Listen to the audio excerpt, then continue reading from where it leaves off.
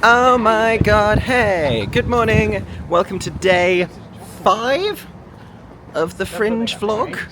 Day 5 here at the Edinburgh Festival Fringe 2025. It is Wednesday, my dudes, and everyone else watching here on YouTube. I am with Erin and Ben. Hello. Woo! Who just got coffees and donuts from Kilted Donuts. For those of you watching every day of the vlog installments thinking, wow, Mickey Joe, you're eating a lot of donuts. It's right next to our hostel. I would love a different breakfast option. I haven't the time. We are off to another 10 AM show at the Traverse Theatre. This one is Lost Lear. The thing about Traverse is that they don't have consistent show times. The productions there play at different times every day, including usually a morning slot, and there's not a lot of other stuff around the rest of the festival doing shows before midday really, or like 11:30. So, or if they are, they tend to be family shows, which is no bad thing, but often we book all of the mornings at Traverse. So this is what our mornings look like for the next few days. I did have another point I was building to. I can't remember what it was. Oh yeah, so don't have time to go and get other breakfast. I also didn't have time last night to do any of yesterday's reviews. I'm officially slipping further and further behind. Hopefully you're still seeing these vlogs once a day, because I did manage to finish editing the day 3 vlog, but I am feeling the pressure of trying to get a lot of content together. And also I just fell asleep fully dressed with my phone in my hand at about 3 AM and woke up at 8:30 and had to get ready. And even though that's the most sleep I've had in a few nights, I still feel like trash. This is the majestic looking French toast donut. Got this because French toast is kind of really what I wanted today. And so I just got that in donut. I think they should make other meals available in donut. I think that's the future. Oh, she is cinnamony. That's nice. Breakfast comes with a view this morning of the Edinburgh Castle, and because I was thinking about getting out my camera to say that to you, Erin just sneezed, and instead of bless you, I said morning. So that's where we are today. We are inside the Traverse. We are in the queue. We are entering the auditorium. Oh, I need to get my ticket out to be scanned. We're seeing Lost Lear.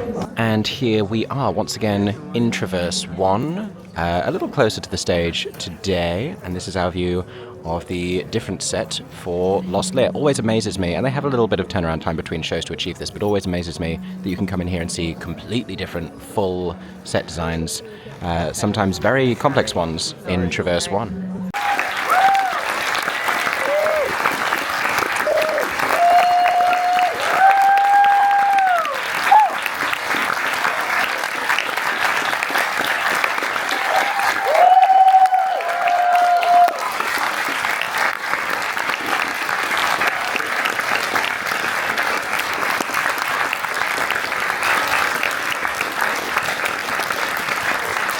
Okie dokie, just saw Lost Lear at the Traverse. Amazing theatrical storytelling, and something that gets cumulatively more complex and reveals more and more of itself, and gains so much momentum towards the end. Really, really great.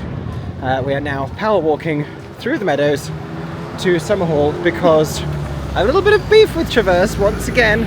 That finished 9 minutes later, or by the time we were out of the auditorium at least. 3 minutes late. Started 3 minutes late, but I think it also ran a little longer than the advertised running time. But it's all good. We just need to power walk to Summerhall to not miss our next show. And there are worse routes as far as running between shows at the Fringe goes than Traverse to Summerhall. I do have memories of running down this, and so it is unearthing a little bit of that trauma from years past, but it's fine because we're going to make it today. And this lovely view that I always enjoy, different styles of architecture sharing the skyline over there. If the trees will get out of the way. Move, trees! There we go, there we go. And a little view of Arthur's Seat, blocked by some more trees. But eventually it will peek through again. Arthur's Seat being the big old hill that you can climb, should you so wish. It is quite serious business. I did it one year, I've not done it since. But I mean, it does look formidably tall, so you're unlikely to look at it and go, oh, that'll be fine, but it is serious work. We are now projected to be 1 minute early from being scheduled to be 4 minutes late. So that is good. We have power walked past the meadows, and I'm going to very possibly sprint the last little bit just to tell them on the door. Oh, now we're 2 minutes early. Amazing. We do still have to get to the space, which is Tech Cube 0. I'm going to run ahead and let them know that Erin and I are both on our way. Is this my first proper run of the Edinburgh Festival Fringe 2025? It's always this bit. It's always Summer Hall to traverse. And I thought about that, and I still scheduled this for myself. I was meant to have like 15 more minutes, in fairness. But it's all good. We made it, everybody, we made it. We had a couple of minutes to spare. It's all good. We're back in Tech Cube 0 for Ordinary Decent Criminal.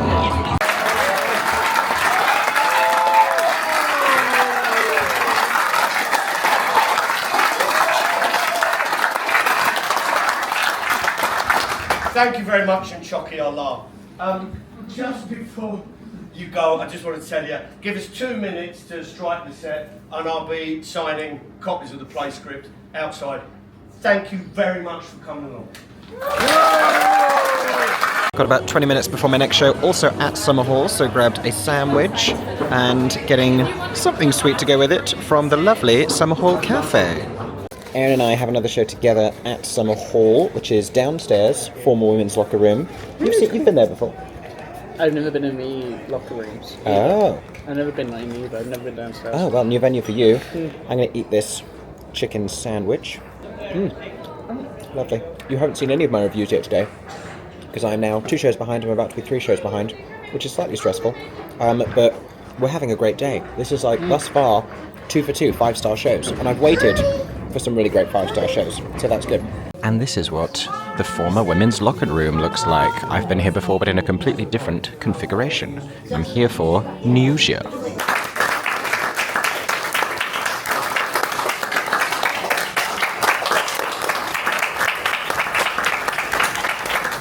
Okay, that was really good too. That was really good. I've just seen a couple of really great solo shows, but today is proving to be a really good day of theatre, which is exciting. I had a couple of days, and I've seen good stuff every day, but I had a couple where it was like, I don't know, I was starting to see consecutively a few things that were disappointing me, and I was feeling a little deflated, and I hadn't seen stuff that was shocking me and inspiring me, even stuff that was like admirably good, and I was like, yeah, that's well written and that's well directed. My heart wasn't getting caught up in it, and I think that gets harder as well when you're seeing, I'm now on show number 32 on day 5, so when you see so many things back to back, it makes it harder for the next show to shock you and inspire you, but when it does, then you know it's a fantastic, colossal, magical piece of theatre, and I'm having a wonderful day of seeing great things, so that's nice. I'm now walking into the meadows over here, and I'm going to find a nice tree, and I'm going to stand by that tree and film my reviews like a professional. I am 3 shows behind in my reviews.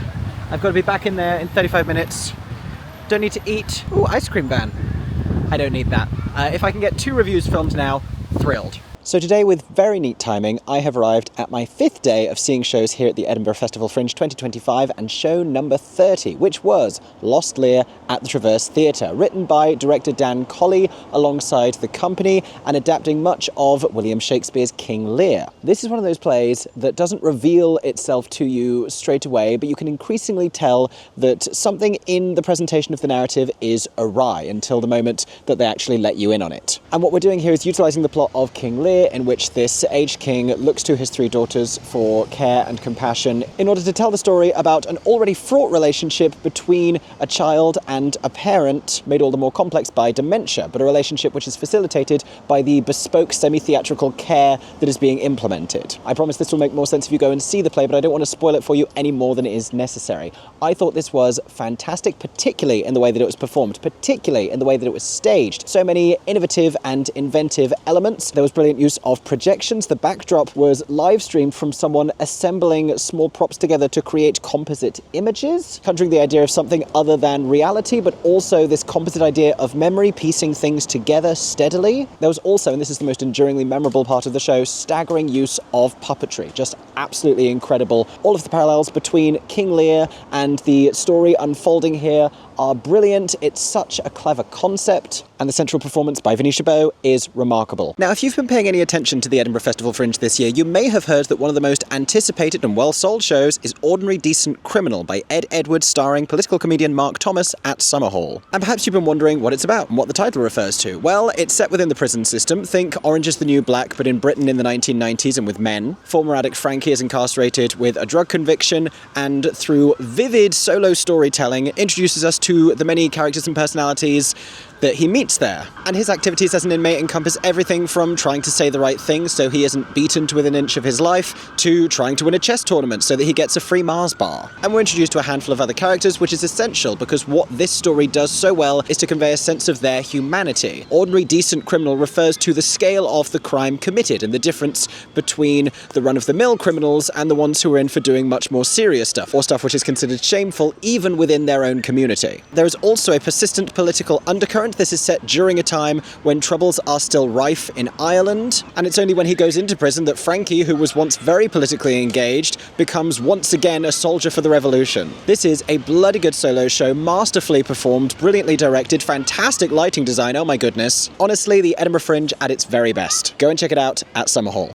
Okay, it's 2:45. Skye starts at 3. I need to not walk too far away. I'm pacing backwards and forwards by these trees, as you will have noticed in that last review. Also, I kept filming during the sirens going past because I thought it was topical, but then it was 3 fire engines and I felt bad, so I hope that whatever building that is okay. But I feel like I have time for one more. I feel like I can film my last review and then be completely up to date, go in and then grab they have pink lemonades in the cafe. Maybe I want a pink lemonade before Skye. Skye is called Skye: a thriller, and I'm a little bit nervous that it's going to be scary. As Beth Patterson tells us in this solo show at the Edinburgh Festival Fringe, my grandma Nucia was a Holocaust survivor, and I remember her as a bitch. And it's this complicated notion which has inspired the creation of this show named for her grandmother. Beth guides us through recollections from her own childhood, visits to her grandmother when she would sing for her and observe her cruel behaviour towards her mother, recorded interview segments from her mother in which she would talk about her own childhood years before Beth would be born, as well as other anecdotes from her grandmother's remarkable and difficult life. Some of the themes and complexities, as well as the triple generational footing of the whole thing, reminded me a little bit of the Joshua Harmon play We Had a World, only this one has a slightly more unique and interesting lens because Beth is a young Jewish woman who is utterly disconnected from her cultural identity, and it's through learning more about her grandmother that she also learns more about Auschwitz, where her grandmother was imprisoned in a concentration camp, about Mengele, for whom she worked as a medical assistant against her will. I love the way that it's staged, with possessions, mostly books, boxed up, and Beth tearing through them and trying to unearth memories of her grandmother's life, which is exactly what the show itself is doing. And perhaps it's a little graceless in some of its structural transitions, but it makes up for that hugely in emotional impact. It was perhaps one of the most emotionally hard-hitting shows that I have seen in the few days that I have been here, and I think it has the capacity to speak meaningfully to people either completely disconnected from this story or powerfully connected to it already. Check it out for yourself here at Summerhall. We did it, we did it, we did it, we did it, we did it. I have 6 minutes until Skye. I'm back in Tech Cube 0, the corridor with the neon again. I'm gonna go and get a beverage from the cafe, which is right next to that corridor. Everything's coming up Mickey Joe. For me and for you.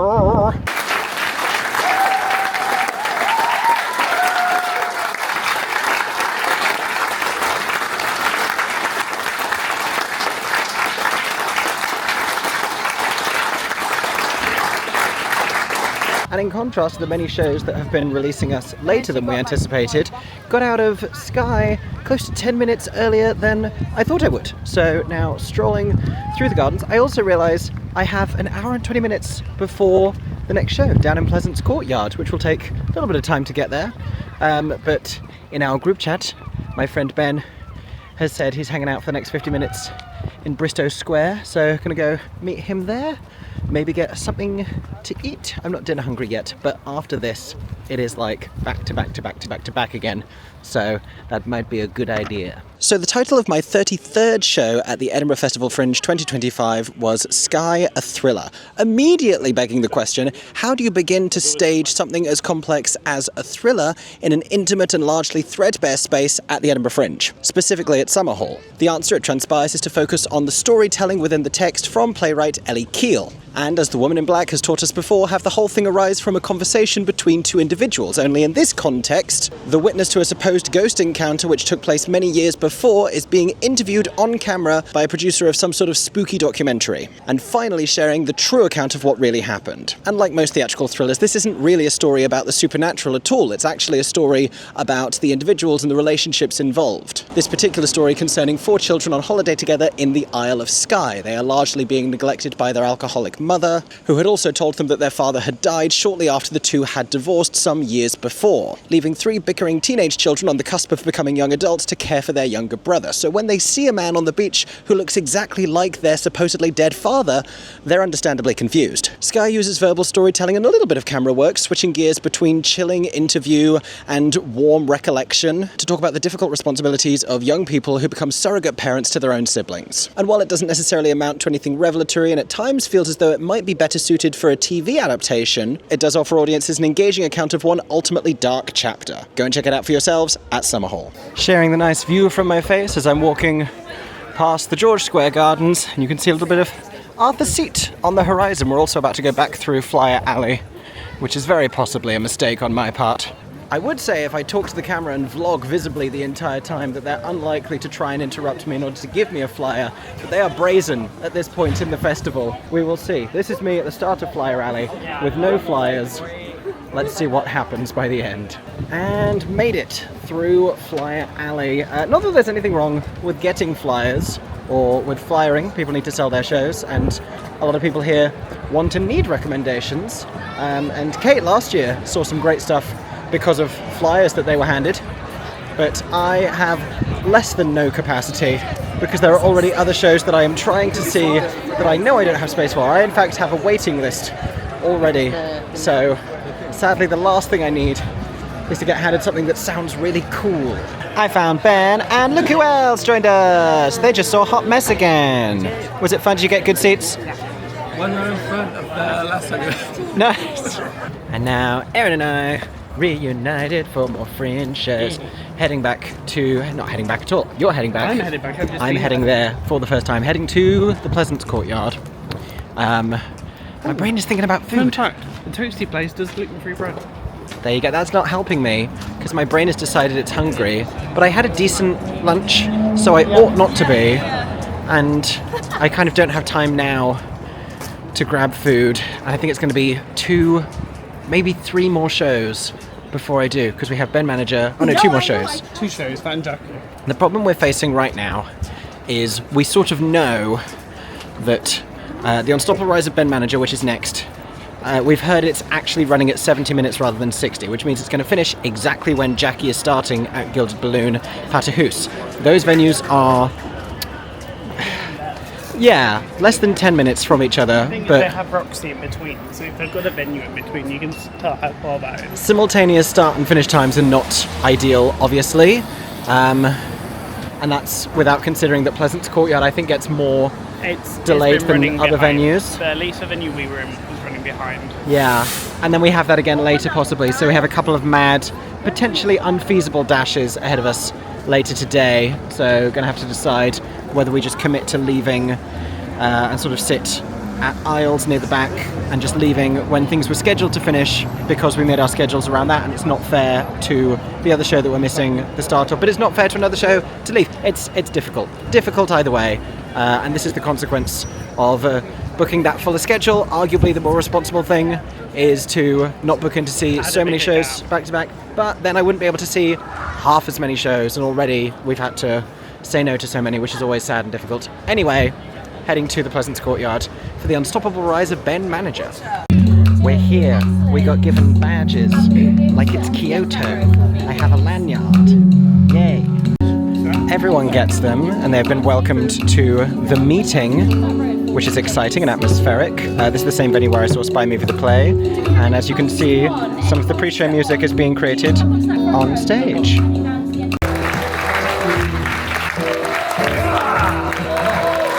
Run number 2 of the day. We have 5 minutes. It is closer than I thought, actually. Oh, there's a car trying to kill me. That's not ideal.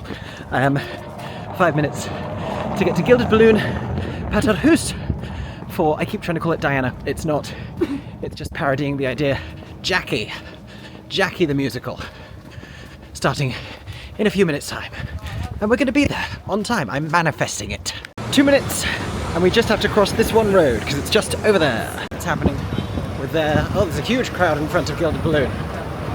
Oh no. So I feel like the triumphant thing would have been us running into the building and just making the show, and like Chariots of Fire finish. The still positive but less satisfying ending is that we are still queuing a floor down because of a slight delay to the show because of technical issues, which, had we known that, I'm glad we didn't leave the show before early, but we did. We were the first people out of that building, and we sat near the exit deliberately and then ran across the road.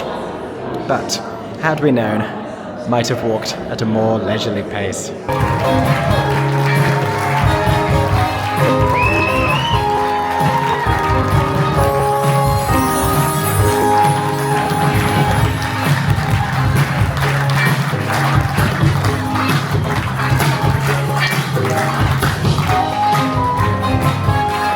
So this week I have seen a show featuring militarised gummy bears, and yet this one remains the most surreal thing I have seen so far at the 2025 Edinburgh Festival Fringe. The unstoppable rise of Ben Manager playing at Pleasance Courtyard is a sort of a surreal satire of capitalism and office politics. We follow the character of Ben Weaver, who mistakenly picks up and dons a lanyard bearing the name Ben Manager. Following this, he is bizarrely promoted through various different positions, becoming incredibly important to this generic and non-specific company, in spite of the fact that he has yet to do any kind of legitimate work. But his position there, much like the script itself, is laden with buzzwords talking about authenticity and confidence and well-being, and for the most part he just makes really great PowerPoint presentations, which for the purposes of this show are accompanied by musical moments. I wouldn't call this a musical, I wouldn't even call these songs. For the most part they are musicalized repetitions of the same few short phrases, and what they lack in nuance they make up for with ear-splitting volume.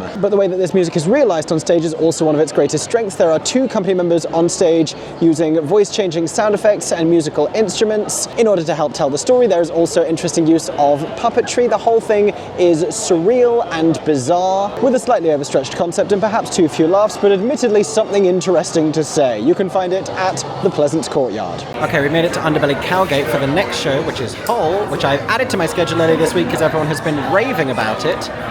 We have Japanese Korean street food over here, and we have Sobe Burger over here. I like the sound of various things on both menus, but I've gone for the sweet spicy Korean style fried chicken. I love Korean fried chicken over here, and I've gone for the mac and cheese croquettes from over here. But on a different day I would absolutely do the chicken tenders from over here with the barbecue mayo and pumpkin croquettes from over there. I'm not here for enough days. I want to try all this food. First up, we have the sweet and spicy Korean style fried chicken. I will say I've been quite satisfied with the prices of everything so far at the Fringe.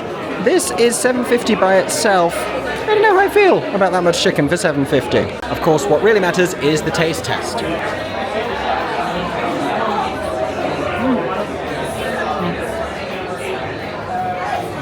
Next up, the mac and cheese croquettes, which were similarly priced. Oh, there we go. Had to break it. Do you know what? I don't know if a fork is really necessary here. We're going to try this. I'm worried it's going to be really, really hot.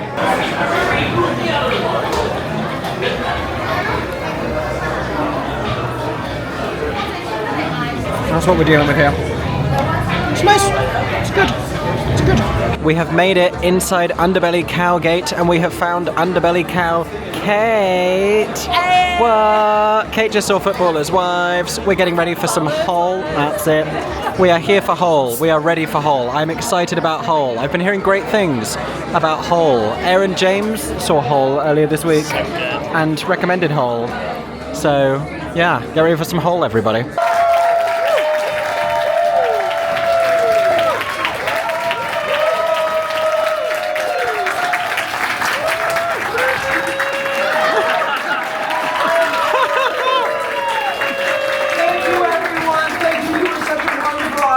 us tonight. You're one of our very first audiences at our very first ever Fringe.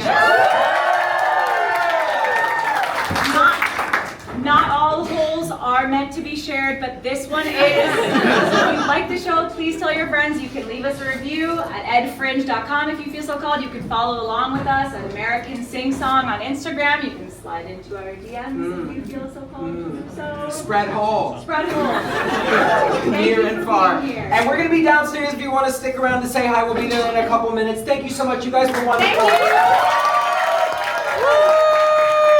Okay, not to sound crass, but oh my god, Hole. It's so good.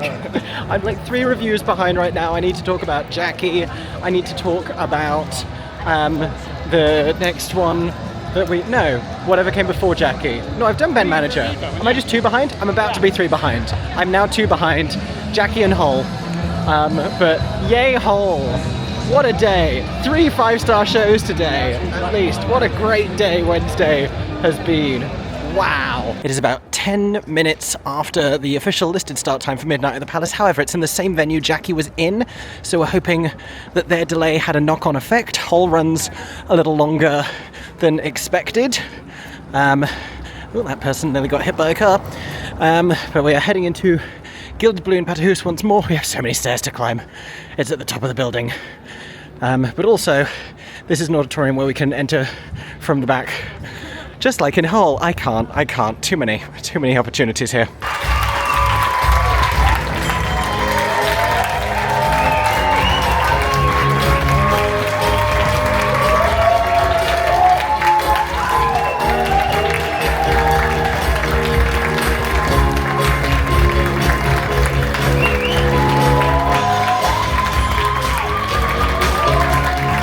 I haven't shown you much of Patter House here at Gilded Balloon. But look at this lovely installation above the foyer. So the show may have been called Midnight at the Palace, but it in fact is only 10:36.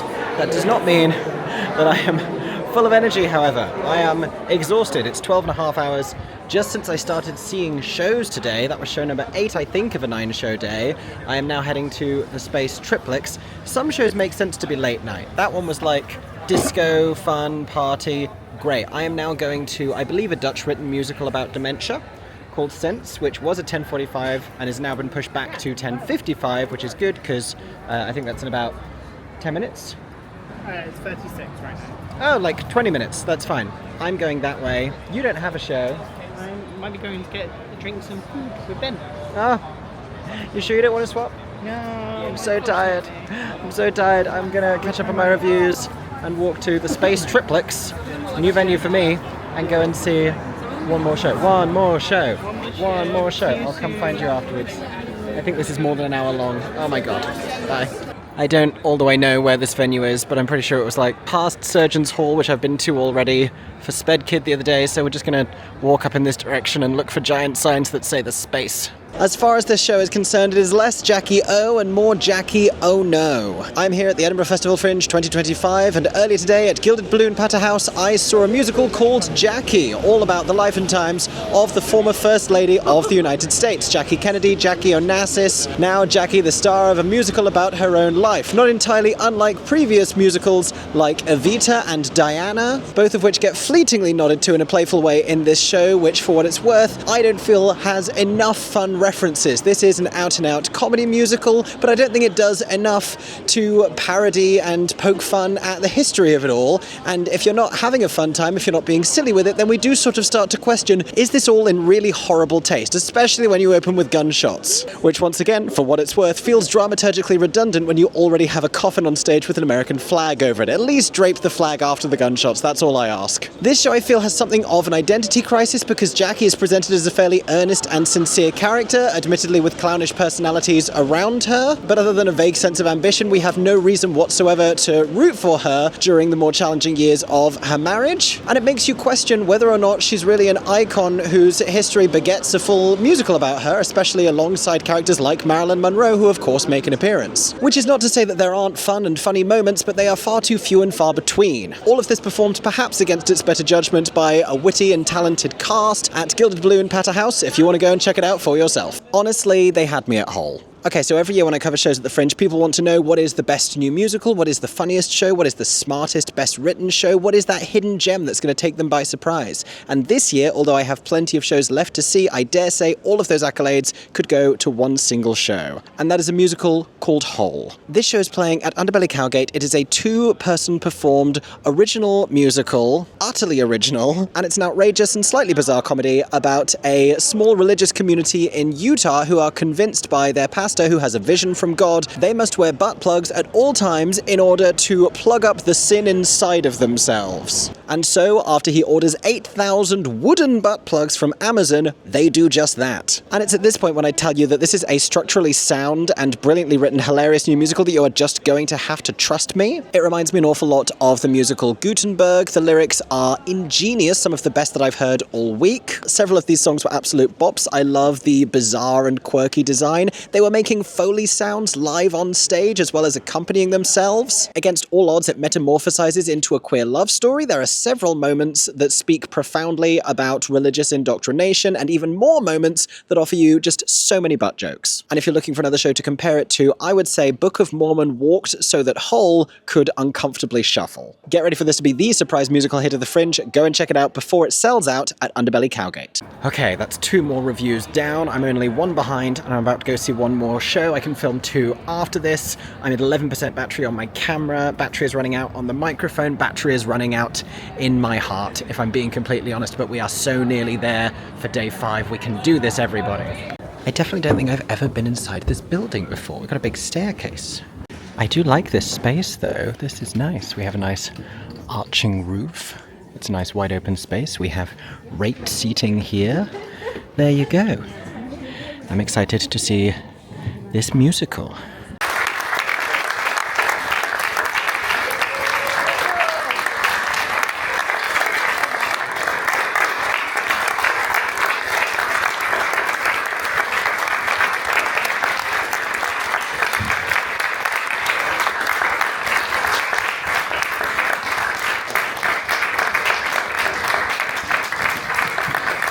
So, my 37th show of the Edinburgh Festival Fringe 2025 was a new musical called Midnight at the Palace at Gilded Balloon Patter House, and it is to a certain extent false advertising because it's only performing at 9:30 at night.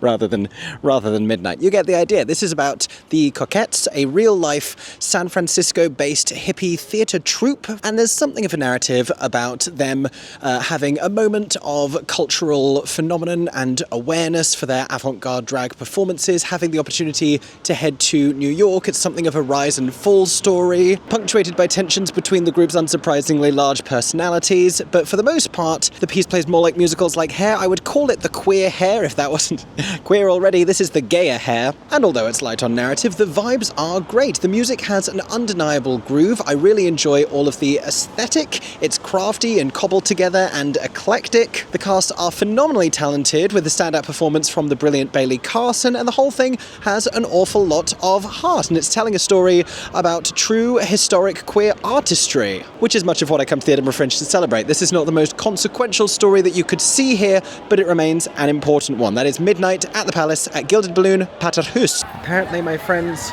are still in Bristow Square. Oh, Bristow Square is popping off. And Floris is back. Did you miss Floris, everybody? Because I didn't. Where are they? Are people here? This is busy. Where are my friends? Is this where they are?